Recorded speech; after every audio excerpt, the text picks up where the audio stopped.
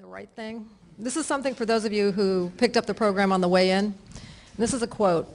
Cowardice asks the question, is it safe? Expediency asks the question, is it politic? Vanity asks the question, is it popular?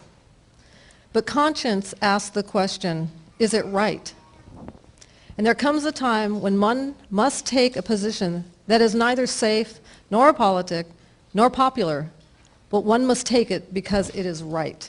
And that's a quote from Dr. Martin Luther King Jr. And in regards to what people are finding the right thing to do, that's part of what we address here.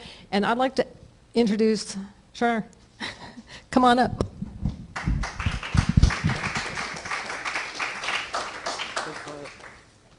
Thank you. Hello, everyone. My name's Charlene, and I'm an event coordinator for the Zeitgeist movement.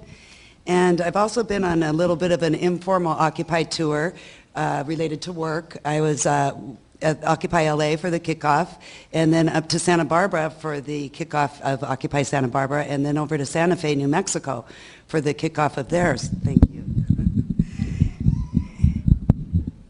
Thanks a lot. And it's interesting to see what's happening. What I've noticed that's the same in all of them is a full range of people, every type of people. And it seems like there's such a craving for community. And people are coming together and everyone's asking, well, what do they stand for? Because it's really easy to see what everyone's against. In fact, that's probably how it was easy to unify. It doesn't take much effort to see what's wrong in the world. And so you see all the signs for all the different issues. What we in the Zeitgeist movement are advocating at the Occupy movements and just generally speaking is a redesign of our culture and the way we set up society. And a lot of the angles at the Occupy movement tie into this when they talk about the monetary system, the greed, and the way it's so unjust in our society. And you'll hear a couple of presentations after me from Jason and Peter describing what's called a resource-based economic model. And that is where we take care of each other and animals, the earth, and all living things, which is the most loving and humanitarian thing you can do. So we're just trying to insert that into the conversation at these Occupies to show the alternative. After you protest what you're against, what are you for? And that's what we've been advocating. I want to share with you, there was a statement released today from Cairo in solidarity with the Occupy movement. And one thing that they said I thought was really interesting is, we're not protesting.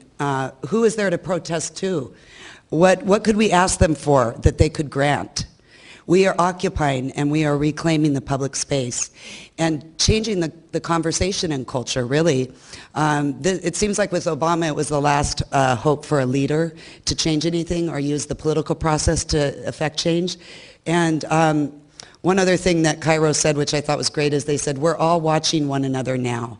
And from Cairo, we want to say that we are in solidarity with you and we love you for what you're doing. So it seems like people are really understanding that it's more than just a piece of legislation or a political leader to do anything. It's like Krishnamurti said, Peter has it in his films, of there are no more leaders, there are no more gurus, there are no more teachers. We're all the teachers, we're all the leaders, we're all the gurus. One other thing, I read a quote, Marianne Williamson, lecturer and author, spoke at Occupy LA twice, and she brought up a really good point that Dr. Martin Luther King said, is that when the desegregation of the American South was the political goal of the civil rights movement, but the deeper goal was the establishment of the beloved community. And I think that there's really nothing more beloved than to take care of each other. And once you learn about a resource-based economy, you'll see that it's the most beloved thing you can do, is take care of each other. And so I think there's a real spirit, there's a real awakening in the collective consciousness right now towards that. And I think there's that urge to join with others in working towards a better world. So I want to welcome you here today, and you'll be introduced to some concept that might be new to you, but just know that it's a good alternative from what we're living in now.